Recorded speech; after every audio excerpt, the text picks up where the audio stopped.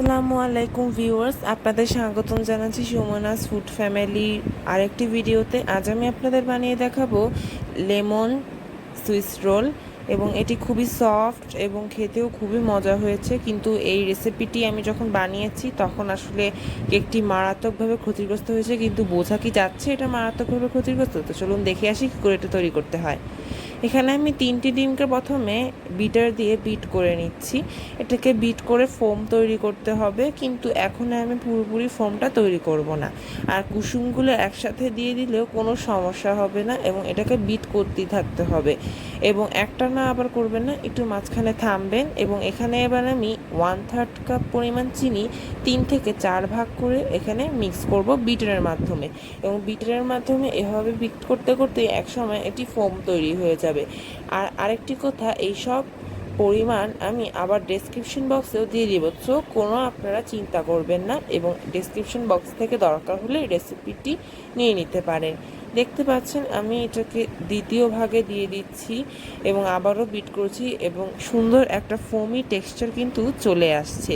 এবং এবার আমি এটাকে তৃতীয় ভাগে অ্যাড করে দিব চিনিটুকু, এবং বিটারের স্পিড কিন্তু থাকবে মিডিয়াম কিংবা মিডিয়াম হাই স্পিড। এবারকে আমি সুন্দর করে বিট করতে থাকবো, এবং সুন্দর একটা শাইনি ফোম তৈরি হবে। এই অবস্থাতে আমি এখানে দিয়ে দিচ্ছি 3 টেবিল চামচ পরিমাণ তেলটা আপনারা এখানে দিতে হবে 3 টেবিল চামচ পরিমাণই দিতে হবে, এর কম বেশি করলে কিন্তু কেকটা নষ্ট হওয়ার সম্ভাবনা থাকে। হাফ চা চামচ পরিমাণ লেমন এসেন্স, যেহেতু লেমন কেক, ভ্যানিলা এসেন্স দিলে নর্মাল কেক হবে। আর এখানে আমি একটু সামান্য হলুদ রং দিব, যাতে এটা লেমন যে কালারটা সেটা আসে।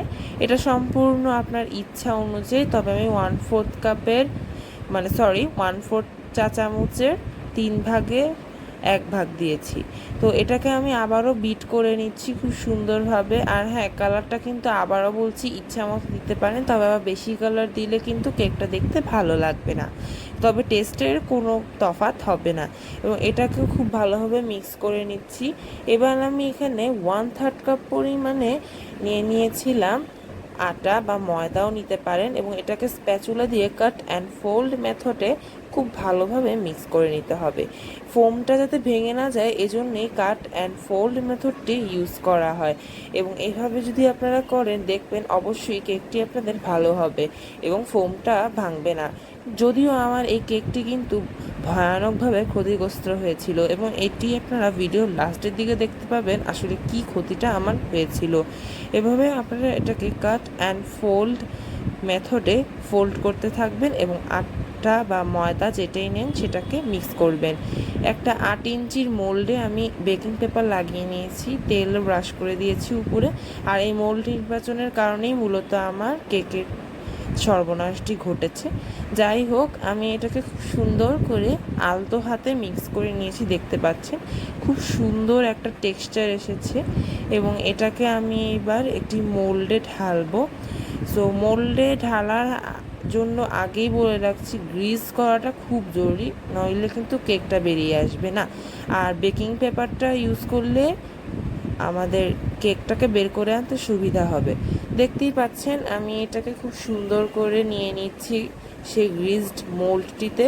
এবার আমি একটি কাঠি দিয়ে বা স্কুয়ার দিয়ে ভিডিওতে দেখানো যে উপায়টি দেখা যাচ্ছে সেই উপায়ে একটু নাড়াচাড়া করে নিচ্ছি, এবং যাতে এটা সমানভাবে ছড়িয়ে যায়।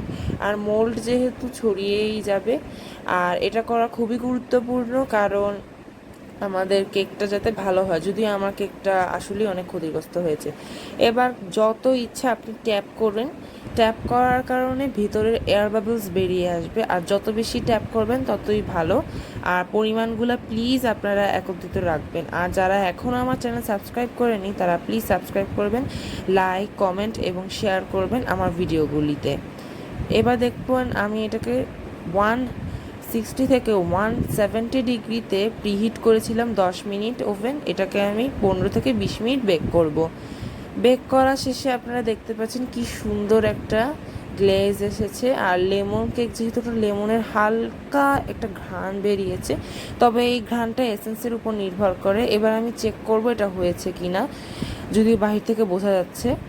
দেখা যাচ্ছে যে এটা ভেতর দিকেও হয়ে গেছে এবং স্কুয়ারটা পরিষ্কার এসেছে, তার মানে এটা আসলে হয়ে গেছে। এটাকে আমি নামিয়ে নিয়েছি, দেখতে পাচ্ছেন এটা খুবই সুন্দর হয়েছে, সফট হয়েছে, একটু ফুলা ফুলা হয়েছে, তবে এটা কিন্তু খেতে অনেক মজা। এবং এটাকে এবার আমি সুন্দর করে ক্রিম মাখাবো। সো এটা একটু ঠান্ডা করে নিতে হবে। ঠান্ডা করার পর দেখানো নিয়ম অনুসারে একটু কেটে নিয়েছি হালকা, ওটা বেশি কাটা যাবে না।